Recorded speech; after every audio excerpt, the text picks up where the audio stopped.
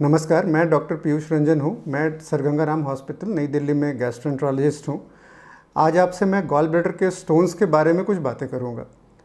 Gall bladder यानी पित्त की थैली, जिसे हम आम बोलचाल की भाषा में पित्त की थैली कहते हैं, लिवर से जुड़ा हुआ एक ऑर्गन होता है जिसका काम लिवर के द्वारा सेक्रेटेड बाइल को स्टोर करना होता है। और यह बाइल जब हम खाना खाते हैं बाइल डक्ट यानी पित्त की नली के जरिए आंतों में डुओडेनम में खुलती है। तो कई कॉम्प्लेक्स मेटाबॉलिक प्रोसेसेस होती हैं जिसके कारण पित्त की थैली में पथरियाँ बन जाती हैं। मुख्यतः ये पथरियाँ कोलेस्ट्रॉल स्टोन्स होती हैं। खून टूटने वाली या हिमोलिसिस की बीमारियों में कुछ लोगों को ये दूसरे प्रकार की नॉन कोलेस्ट्रॉल स्टोन्स होती हैं जो कैल्शियम बिलिरुबिनेट स्टोन्स होती हैं। बहरहाल जो भी पथरियाँ बनती हैं उनसे सिम्टम्स एक ही तरह के होते हैं, कॉम्प्लिकेशंस एक ही तरह के होते हैं। गॉल ब्लैडर स्टोन्स को लेकर के लोगों के मन में कई तरह की भ्रांतियां हैं।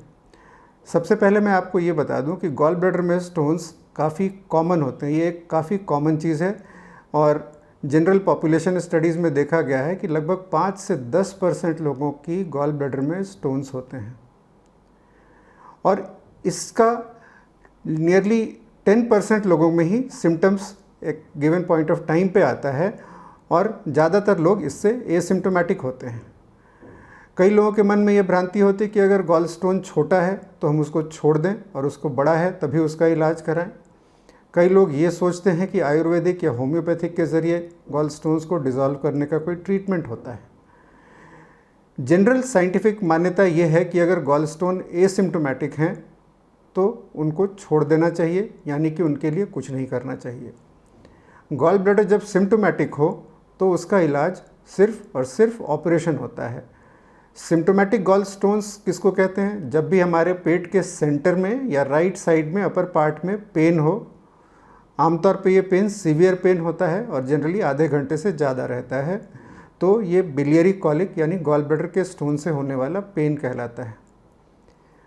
ज़्यादातर ऐसा होता है कि ये चीज़ें सेल्फ लिमिटिंग होती हैं, यानी होती हैं और रुक जाती हैं, और आमतौर पर हम कई बार इसे एसिडिटी या गैस के कारण होने वाला दर्द मानते हैं, क्योंकि ज़्यादातर यह दर्द किसी हेवी मील, फैटी मील के बाद होता है। तो हम ये समझते हैं कि ये एसिडिटी के कारण था और ये दर्द आमतौर पे कई बार अपने आप कंट्रोल हो जाता है, यानी कि ख़त्म हो जाता है।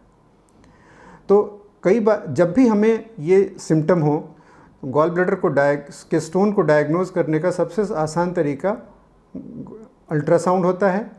ये अल्ट्रासाउंड हमें बिल्कुल खाली पेट कराना चाहिए। एक और इंटरेस्टिंग बात है कि गॉल ब्लैडर का स्टोन अल्ट्रासाउंड में नज़र आता है, बट ये स्टोन्स रेडियो डेंस नहीं होते हैं। ये कई बार सीटी स्कैन में नज़र नहीं आते हैं। तो कई लोग इस बात से भी काफ़ी परेशान रहते हैं कि अल्ट्रासाउंड में स्टोन नज़र आ रहा है पर सीटी स्कैन में स्टोन नहीं नज़र आ रहा है। तो ये बात मैं आपको क्लियर कर दूं कि ये स्टोन्स, ज़्यादातर गॉल ब्लैडर के स्टोन्स अल्ट्रासाउंड में ही नज़र आएंगे। तो एक बार जब हमें सिम्टम शुरू हो जाए तो इसका सॉल्यूशन क्या है? जैसा कि मैंने पहले बताया कि इसका एकमात्र विकल्प गॉल ब्लैडर का ऑपरेशन है। तो जब दर्द हो गया तब तो इसका इलाज स्पष्ट है कि ऑपरेशन है। गॉल ब्लैडर के स्टोन्स से इसके अलावा क्या कॉम्प्लिकेशन हो सकती हैं? गॉल ब्लैडर के स्टोन्स यदि गॉल ब्लैडर के से निकल करके बाइल डक्ट में चले आएँ तो इससे जॉन्डिस हो सकता है। बाइल डक्ट के साथ ही पैंक्रियाज की नली गॉल ब्लैडर के आंतों में इकट्ठे खुलती है, और अगर ये पैंक्रियाज की डक्ट के ऊपर फंस जाए, यानी कि वहाँ पर स्टक हो जाए, तो पैंक्रेटाइटिस नाम की एक गंभीर बीमारी होती है। तो गॉल ब्लैडर के स्टोन को ऑपरेट कराने का सबसे इम्पॉर्टेंट रीज़न है कि आगे के लिए हम इन बीमारियों से, जॉन्डिस, पैंक्रेटाइटिस, इनसे बचें। यदि गॉल ब्लैडर का स्टोन कई बार गॉल ब्लैडर में भी इन्फेक्शन पैदा कर सकता है, इसको एम्पाइमा कहते हैं। यदि ये भी देखा गया है खास करके नॉर्दर्न इंडिया में कि यदि ये स्टोन्स काफ़ी बड़े हों, खास करके 3 सेंटीमीटर से बड़े, तो लॉन्ग टर्म में इससे गॉल ब्लैडर का कैंसर होने का भी खतरा रहता है।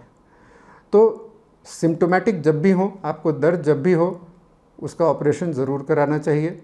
काफ़ी बड़े स्टोन्स हों तो भी उसका ऑपरेशन कराना चाहिए। रीसेंट साइंटिफिक इन्फॉर्मेशन से अब ये भी देखने में आया है कि यदि छोटे स्टोन्स हों, यानी कि एक 7-8 सेंटीमीटर के स्टोन्स, तो कई बार हम उनको बिना सिम्टम्स के भी ऑपरेट करा सकते हैं, क्योंकि आगे चल के ये कई बार पहली बार ही जब दर्द होता है उसी एपिसोड में जॉन्डिस और पैंक्रेटाइटिस हो सकता है कि जो कि गंभीर बीमारियां हैं।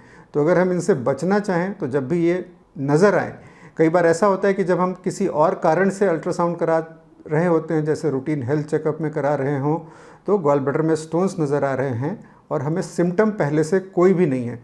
इस हालत में ये कन्फ्यूजन होती है कि इनका क्या करना चाहिए।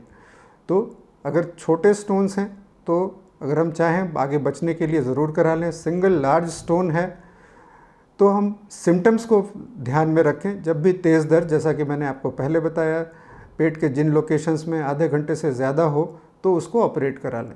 ऑल्टरनेटिव ट्रीटमेंट्स पे जाना, उसके बारे में मैं विशेष टिप्पणी तो नहीं कर सकता, लेकिन मेरी समझ में बहुत समझदारी नहीं है, क्योंकि इसका एक सिंपल इलाज होता है गॉल ब्लैडर का रिमूवल।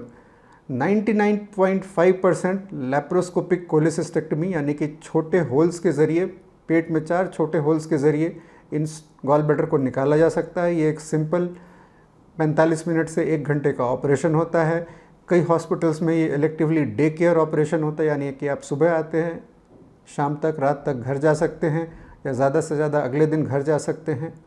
और कॉम्प्लिकेटेड गॉल स्टोन होने पर उन कॉम्प्लिकेशन से बचने के लिए हमें इसको रेजिस्ट करने की बजाय कि हम इसका कोई और हल ढूंढें या इसका दवाइयों के ज़रिए इलाज ढूंढें, ऑपरेशन करा लेने में ही समझदारी है। धन्यवाद।